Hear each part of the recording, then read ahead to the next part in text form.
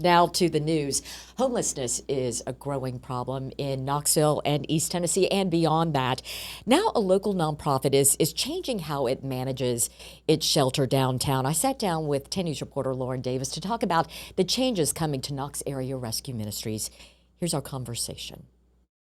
Lauren, thanks for joining us. Let's dig a little deeper into what this change is and how it's playing out at CARM.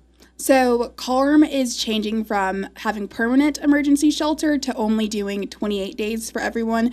And during that time, people are giving a case manager if they want to continue to stabilize their lifestyles, like get a house, get a job, then they're able to continue to stay at CARM for after this 28 days. But if they decide that they don't want that at this point, then they will be giving their bed away. Yeah. So why this decision to change the amount of time that people can stay there given their circumstances? So the amount of beds that CARM has is 330 during this time of year, 370 when it's colder, but they said there's thousands of people that are unhoused in Knoxville. So they notice if you continue to just let people stay without having them do any services to help them get out, they're just going to stay in that cycle. But they've noticed from other shelters around the country where if you give people a set amount of time that you can stay there and you give them access to services, it helps them elevate. And that is interesting in that they went and sought out best practices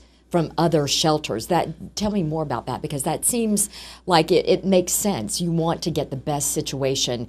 Who do you go to? Those who are doing it. Yes, so they looked at a shelter in Denver, they looked at a shelter in Atlanta, and they also have 28 days, 30 days, one even has a week for emergency shelter.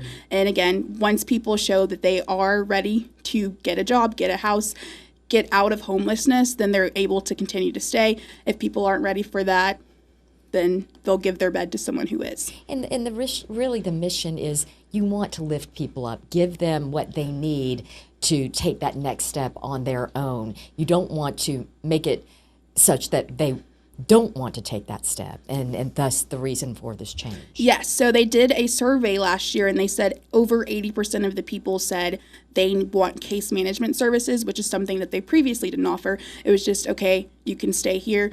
You don't have to get any access to services, but they want to help people with their health. They want people to be able to apply for a driver's license, identification, and that case manager helps you and also holds you accountable. Mm-hmm. Accountability, that's big.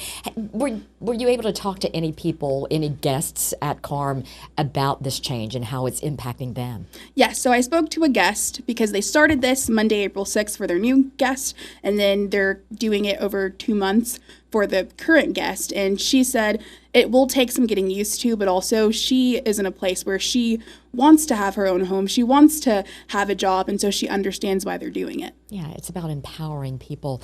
And lastly, you talked about, yes, the need that they are providing, but clearly the need is great out there when it comes to housing the unhoused. Yes, I believe they said there's over 2,000 unhoused people in Knoxville, and CARM only having 330 beds. Salvation Army doesn't have that many, so the amount of beds we have is not enough for the amount of people, which is why they want to be like, okay, you're ready to move on, get these people through, and then be able to get more people off the streets and into homes.